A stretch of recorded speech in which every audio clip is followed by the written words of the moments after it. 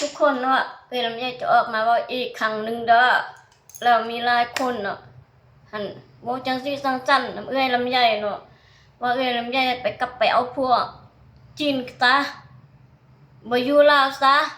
แล้วค่อยเป็นคนลาวค่อยก็จะอยู่ลาวตัวค่อยบ่แม่นคนต่างประเทศ